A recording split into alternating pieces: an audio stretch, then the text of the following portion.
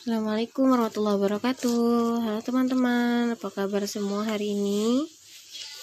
Alhamdulillah, semoga kita semua selalu dalam keadaan sehat walafiat. Semoga kita juga bertambah keilmuannya hari ini. Amin. Nah, untuk pertemuan yang lalu kita sudah membahas tentang pengertian nama-nama dan fungsi Al-Quran. Kali ini kita akan membahas tentang Al-Hadis. Nah, namun sebelum kita mulai untuk pembahasan kali ini, mari kita baca doa terlebih dahulu. Bismillahirrahmanirrahim. Rabbi zidni ilma warzuqni fahma. Amin. Oke, tujuan pembelajaran hari ini yang pertama, teman-teman diharapkan mampu menjelaskan pengertian Al-Hadis, mampu menyebutkan fungsi hadis, dan menyimpulkan kedudukan Al-Hadis sebagai pedoman hidup. Baik, kita ke pengertian hadis. Nah, pengertian hadis secara bahasa yakni baru, ucapan, cerita.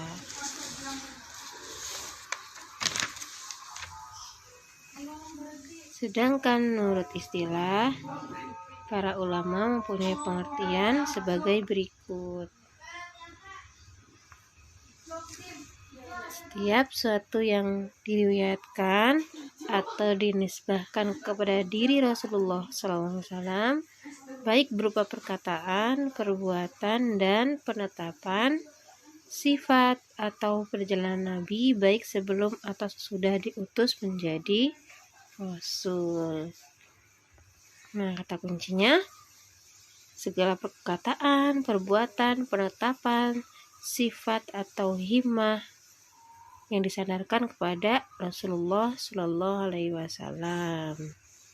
Nah, untuk lebih jelasnya akan Ibu beri penjelasan makna hadis secara istilah tadi ya. Hadis atau disebut juga sunnah. Nah, yang dimaksud perkataan adalah segala perkataan yang pernah diucapkan oleh Nabi Muhammad SAW dalam berbagai bidang, seperti bidang syariah, akhlak, akidah, pendidikan, dan sebagainya. Nah, untuk makna hadis perbuatan, yakni penjelasan-penjelasan praktis Nabi Muhammad SAW terhadap peraturan-peraturan syara yang belum jelas teknis pelaksanaannya, seperti halnya jumlah rakaat, cara mengerjakan haji, cara berzakat, dan lain-lain. Kemudian takrir atau penetapan, yakni keadaan beliau yang mendiamkan atau tidak mengadakan sanggahan dan reaksi terhadap tindakan atau perilaku para sahabatnya, serta menyetujui apa yang dilakukan oleh para sahabatnya itu. Salah satu contohnya yakni ketika Rasulullah disuguhkan daging biawak, Rasulullah tidak memakannya, namun Rasulullah mendiamkan atau tidak mengadakan sanggahan reaksi apapun kepada sahabatnya yang memakan daging biawak tersebut. Nah, ini termasuk juga takrir, menjadi penetapan yang boleh untuk kita dijadikan hukum. Berikutnya sifat atau himmah. Sifat-sifat Nabi yang digambarkan dan dituliskan oleh para sahabatnya dan para ahli sejarah, baik mengenai sifat jasmani ataupun akhlaknya, juga himmah atau keinginan Nabi untuk melaksanakan suatu hal. Sebagai contohnya, keinginan beliau untuk berpuasa setiap tanggal 9 Muharram.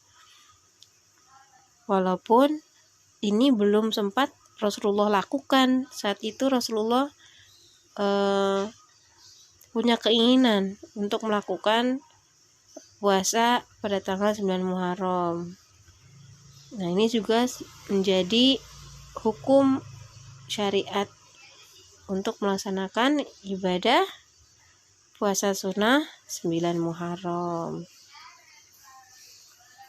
Oke, lanjut ke pembahasan fungsi hadis terhadap Al-Quran. Nah, sumber hukum bagi umat Islam yang kedua tadi kan hadis nih, yang merupakan penjabaran dari Al-Quran yang terdiri dari ucapan, perbuatan, persetujuan, sifat fisik atau budi pekertinya Rasulullah, baik biografinya, masa sebelum kenabian maupun sesudahnya. Lalu apa fungsi hadis terhadap Al-Quran?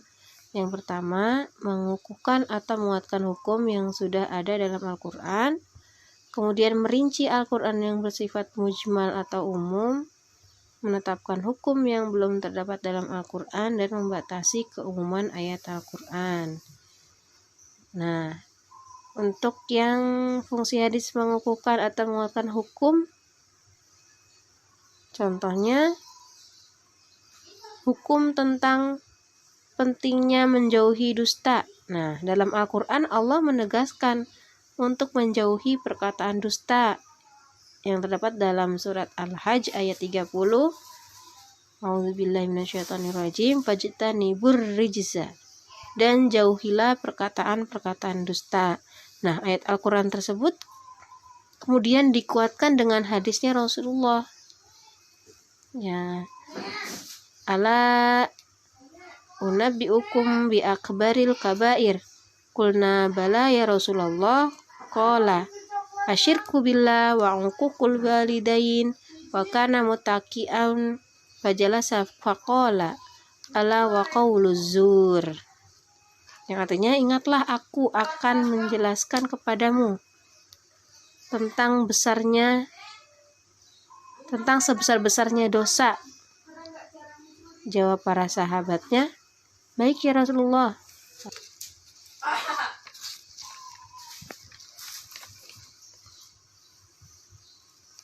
Lalu beliau meneruskan sabdanya, yakni syirik kepada Allah, durhaka kepada orang tua. Saat itu Rasulullah sedang bersandar. Kemudian beliau duduk seraya bersabda, awas, jauhilah perkataan dusta.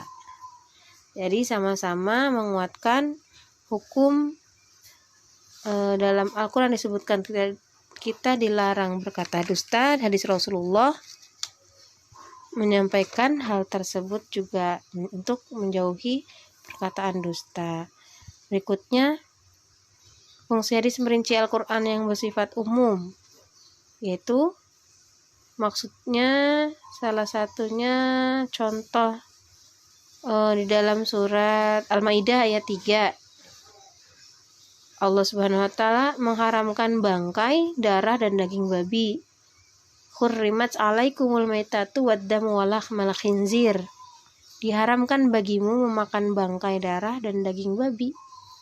Ayat tersebut jelas menyebutkan haram memakan bangkai, tetapi tidak dijelaskan dan tidak dirinci bangkai apa yang boleh dimakan dan tidak boleh dimakan. Maka dengan hadis Rasulullah semua menjadi semakin jelas dan terperinci. Sebagaimana sabda Rasulullah, uhillat lana maitatani wad-daman, fa'ammal maitatani al-hutu wal jaradu wa amad daman al-kabidu wat-tihal. Yang artinya, dihalalkan bagi kita 2 macam bangkai dan 2 macam darah. Adapun 2 macam bangkai adalah bangkai ikan dan belalang, sedangkan 2 macam darah adalah hati dan limpa. Nah, itu fungsi hadis merinci ayat Al-Quran yang bersifat umum. Berikutnya, fungsi hadis menetapkan hukum yang belum terdapat dalam Al-Quran. Salah satu contohnya, misalnya tentang larangan makan binatang buas. Nah, ini yang sifatnya global atau ada beberapa hukum yang tidak ditetapkan dalam Al-Quran. Maka Nabi Muhammad SAW memberikan penjelasan dan menetapkan hukumnya. Hukum tentang hal itu sebagaimana sabda Nabi Muhammad SAW yang bunyinya, aklu kalidina bin minas sibai haram. Makan setiap binatang buas yang bertaring adalah haram. Nah, jadi menetapkan hukum yang belum ada tadi di Al-Quran belum dijelaskan atau bersifat umum, hanya tidak memperjelas apa saja binatang yang boleh dimakan dan tidak. Nah, berikutnya membatasi keumuman ayat Al-Quran. Salah satu contohnya wa aqimis shalah wa itaiz zakah farka'u ma'ar raki'in. Salatlah kalian, kemudian Allah tidak menjelaskan dalam Al-Quran tersebut bagaimana tata cara sholat. Nah, jadi hadis Rasulullah menyampaikan Sallu kama ra'aitumuni usolli, salatlah kalian seperti melihatku sholat. Nah, itu salah satu dari fungsi hadis yang membatasi keumuman ayat Al-Quran. Baik, demikian penjelasannya pada hari ini. Ucapkan terima kasih atas segala perhatian teman-teman. Semoga bertambah keilmuannya ya. Kita akhiri pertemuan hari ini dengan hamdalah sama-sama. Alhamdulillahirabbil alamin. Demikian kurang lebihnya. Wassalamualaikum warahmatullahi wabarakatuh.